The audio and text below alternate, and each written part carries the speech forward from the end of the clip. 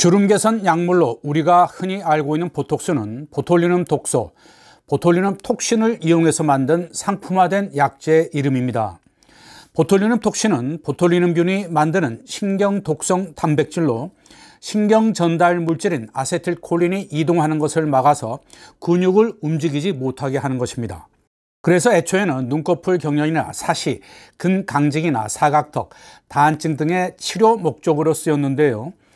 주름 개선 효과가 발견돼서 1900년대 후반부터는 미용 목적으로도 많이 쓰이게 됐습니다.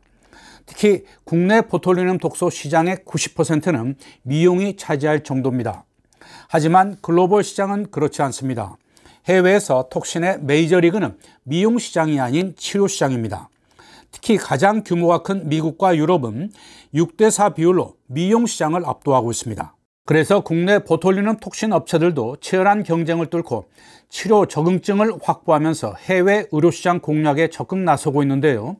나보타를 자체 개발한 대용작이 가장 앞서가고 있습니다. 특히 올해 들어서 미국 치료시장 진입에 한층 속도를 내고 있는데요. 대용작의 파트너사인 미국 이온 바이오 파마는 글로벌 대표 학회인 톡신스 2024에서 대용작의 보톨리눔 톡신 제제 ABP450의 두 가지 적응증에 대한 임상 결과를 발표해서 주목을 받고 있습니다.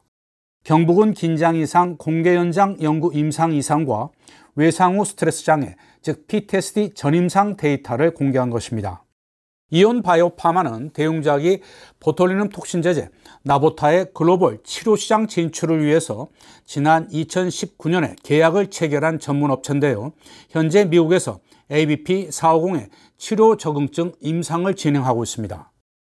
이온 바이오 파마는 경부근 긴장 이상 환자를 대상으로 한 임상 이상에서 20주의 치료 기간 동안 안전성과 통증 개선 효과를 입증했습니다.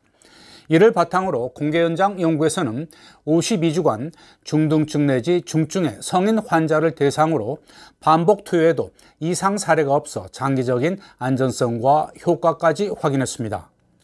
경부근 긴장 이상은 목 근육이 무의식적으로 수축해 머리와 목의 비정상적인 동작이나 자세, 떨림과 경련으로 통증을 유발하는 질병이라고 합니다.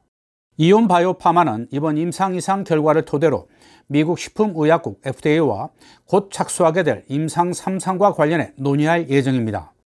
이온 바이오 파마는 또 외상 후 스트레스 장애, PTSD와 관련한 전임상 연구 결과도 함께 발표했는데요. 기초 단계 연구지만 충분히 임상을 진행할 수 있는 가능성을 확인했다는 점에서 의미가 크다고 밝혔습니다.